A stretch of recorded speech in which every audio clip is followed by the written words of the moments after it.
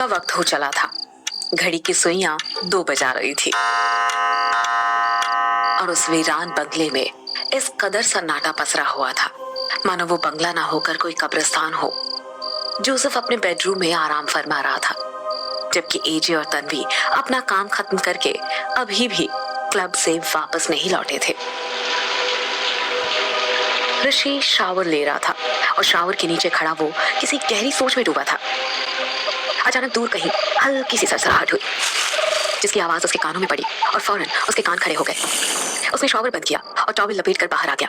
कमरे में पहुंचकर उसने अपने चारों ओर देखा और फिर दरवाजे की ओर चल पड़ा।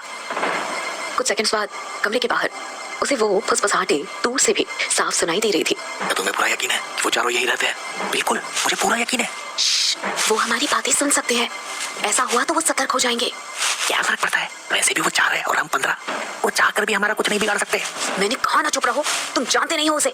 उस कमीने को अगर तुम्हारे यहाँ होने की जरा से भी भनक लग गई ना तो वो तुम्हारा दिल निकाल कर तुम्हें ही खिला देगा। वो कोई शैतान है क्या? नहीं, उससे भी बुरा। इसके बाद आवाजें आनी बंद हो गई और अपने कमरे के बाहर खड़ा ऋषि उनके बारे में सोचने लगा, मगर तभी उसकी नजर पास के कमरे से निकलते जोसेफ पर पड़ी। इससे पहले कि ऋषि कुछ बोलता, जोसेफ ने फौरन अपने होठों पर एक उंगली रखकर उसे चुप रहने का इशारा किया। वो हमें सुन सकता है। इसके बाद अगले कुछ ही सेकंड्स में वो ऋषि के नजदीक आ गया। ये वही है? हाँ, मुझे अंदाजा था कि ये आ सकते हैं, मगर इतनी जल्दी आ जाएंगे मैंने ये सोचा नहीं था। वो इशारों की भाषा में ऋषि से बात कर रहा था, एक ऐसी भाषा जो उसने खुद ऋषि को सिखाई थी, ये सोचकर कि ऐसे ही किसी मौके पर काम आएगा, और आज काम आ भी रहा था। पर इन्हें पता कैसे चला? और कैसे? तुम्हारे उस वीडियो फुटेज से। पर उसे तो आपने इरेज कर दिया था। हाँ, पर अब लगता है कि मुझे देर हो गई थी और मेरे इरेज करने से पहले ही वो फुटेज नाइट वॉकर्स के हाथ लग गई थी। ये सुनकर ऋषि ने गहरी आंख भरी और इसी बीच अचानक पूरे बंगले का फ्यूज उड़ गया। ये उन्हीं का काम है और इसका मतलब है कि वो लोग यहाँ बंगले तक पहुँच गए। तैयार हो जाओ। एजे और तन्वी वो कहाँ है? वो दोनों क्लब से सबूत मिटाकर अब तक वापस नहीं आए, और इसका मतलब है या तो वो दोनों रास्ते में हैं या फिर पकड़े जा चुके हैं। अब सब कुछ हम दोनों पर ही है। जोसेफ ने ऋषि की ओर देखा, जो अभी भी विचारों में खोया लग रहा था। क्या हुआ? ये सब कुछ मेरी गलती है, मेरी। ऐसा कुछ भी नहीं है। ये दिन एक ना एक दिन आना ही था, आज आ गया। इसीलिए अब बीती बातों को छोड़ो और इन कमीनों से निपटने पर ध्यान दो, क्योंकि फिलहाल ये हमसे गिनती में कहीं ज्यादा है। ओके। आपस में कुछ तय करने के बाद वो दोनों 2 अलग अलग दिशाओं में चल पड़े। ऋषि बालकनी की ओर मुड़ गया और वो दबे पांव धीरे धीरे आगे बढ़ रहा था। बंगले में खूब अंधेरा था, मगर उसे सब साफ दिखाई दे रहा था। ये भी उसकी वैम्पायर सुपर पावर्स में से एक थी। अभी वो कुछ कदम आगे बढ़ा ही था कि तभी अचानक उसके कानों में किसी के फुसफुसाने की आवाज आई। वो यकीनन 2 इंसान थे, या फिर शायद उससे भी ज्यादा। दरवाजा बंद है। कमरे के दरवाजे की ओर देखते हुए उनमें से एक फुसफुसाया, ठीक है, खिड़की से अंदर चलो, पर याद रहे आवाज बिल्कुल नहीं होनी चाहिए। इसके बाद वो दोनों खिड़की के जरिए कमरे के अंदर आ गए। अंदर काफी अंधेरा था, लेकिन नाइट विजन ग्लासेस की मदद से वे सब कुछ साफ देख पा रहे थे। कमरे में चारों ओर निगाहें दौड़ाते हुए उनमें से एक ने कहा, यहाँ कोई नहीं है। ठीक है, आगे बढ़ो। तभी उनके पीछे एक तेज सरसराहट सी हुई और दोनों बुरी तरह चौंक गए। कौन है? लगता है वो यही है। इससे पहले कि वो दोनों कुछ सोच समझ पाते, ऋषि उनके सामने खड़ा था अपने वैम्पायर रूप में, और उसे देखते ही वो दोनों नाइट वॉकर बुरी तरह चौंक गए।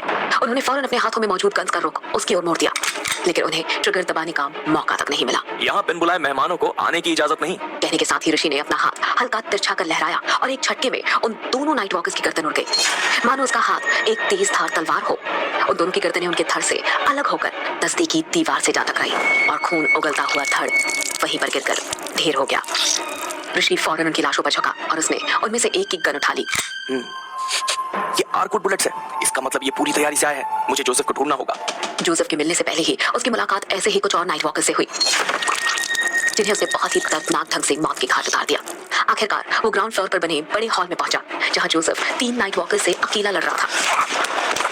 आसपास कुछ और नाइट वॉकर्स की लाशें बिखरी पड़ी थी, जिन्हें देखकर लग रहा था मानो उन पर किसी बड़े जानवर ने हमला किया हो। जोसेफ अकेला था और वो 3 यकीनन वे मार्शल आर्ट्स का बेहतरीन प्रदर्शन कर रहे थे, मगर जोसेफ भी कुछ कम नहीं था। वो उनके हमले का जवाब उन्हीं के स्टाइल में दे रहा था। जोसेफ मार्शल आर्ट्स में उन नाइट वॉकर्स से कहीं ज्यादा बेहतर था, और ये बात उन्हें भी समझ में आ चुकी थी। इसलिए उनमें से एक ने अचानक चाकू निकालकर उस पर हमला कर दिया। ये दृश्य देखकर ऋषि ने तेजी से हरकत की और अगले ही पल उनमें से 2 नाइट वॉकर्स का धड़कता हुआ दिल उसकी मुट्ठी में आ गया, जिसे उसने मुट्ठी में मसल कर फर्श पर फेंक दिया। इधर वे दोनों किसी कटे हुए पेड़ के तने की तरह जमीन पर गिरे, और उधर जोसेफ ने तीसरे का सिर पकड़ा और अपने हाथों से ही उखाड़कर उसे किसी फुटबॉल की तरह हवा में उछाल दिया। तुम बूढ़े हो रहे हो, अब तुम में वो पहले जैसी बात नहीं रही। ये सुनकर जोसेफ उसे खा जाने वाली नजरों से घूरने लगा, फिर अचानक अपने हाथों में मौजूद एक खंजर सीधे ऋषि की ओर फेंक दिया, जो उन्हीं तीनों नाइट वॉकर्स में से किसी एक का था। ऋषि ने खुद को उस छुरे से बचाया, जो ऋषि के ठीक पीछे खड़े एक नाइट वॉकर के दिल को चीरती चली गई। अभी उतना भी बूढ़ा नहीं हुआ जितना तुम्हें लग रहा है। ये सुन ऋषि मुस्कुराते हुए जोसेफ के पास आ गया। क्या और भी कोई बचा है? पता नहीं, हमें बाहर चलकर देखना चाहिए। दोनों मेन रोड की तरफ बढ़ गए। अगले कुछ पलों बाद वो दोनों बंगले के बाहर लॉन में खड़े थे, पर उनके सामने दो लोग और भी थे, एजे और तन्वी। दोनों के हाथ खून से सने हुए थे और वहां जमीन पर कुछ नाइट वॉकर्स की लाशें पड़ी हुई थी। यहाँ ये सब क्या चल रहा है? नाइट वॉकर्स, उन्होंने हमें खोज लिया। फिलहाल तो उन्होंने सिर्फ इंसानों को भेजा था, लेकिन अगर अब हम यहाँ और रुके तो शायद वैम्पायर्स भी आ जाएंगे और उनसे निपटना इतना इजी नहीं होगा। ये सुनकर ऋषि पूरी तरह कसमसाया। तो अब हम क्या करें? हमें ये जगह छोड़नी पड़ेगी, लेकिन निकलने से पहले इन लाशों को भी ठिकाने लगाना होगा। तीनों ने हाँ में गर्दन हिलाई और 10-12 मिनट के अंदर उन्होंने सारी लाशों को इकट्ठा करके उन्हें बंगले के पीछे बने एक वेयर हाउस में जला दिया। साथ ही जोसेफ के मुताबिक उन्होंने 4 लाशों को, जिनमें से एक लड़की की थी, अपने अपने कमरों में अपने बिस्तर पर लिटा दिया। उन्होंने अपनी कुछ जरूरी चीजें लेने के बाद कैरोसिन डालकर उस पूरे बंगले को आग लगा दिया और ऐसा इसलिए किया ताकि उनके निकलने के बाद वहां पर रहने वाले उनके पड़ोसियों को यही लगे कि वे चारों इस फायर एक्सीडेंट में जलकर राख हो चुके थे। प्लान को बखूबी अंजाम देने के बाद वे चारों एक कार में बैठकर वहां से निकल गए। जोसेफ, हम कहाँ जा रहे हैं? इंडिया। जोसेफ का ये जवाब सुनकर वे सभी खामोश हो गए और एजे चुपचाप कार ड्राइव करता रहा।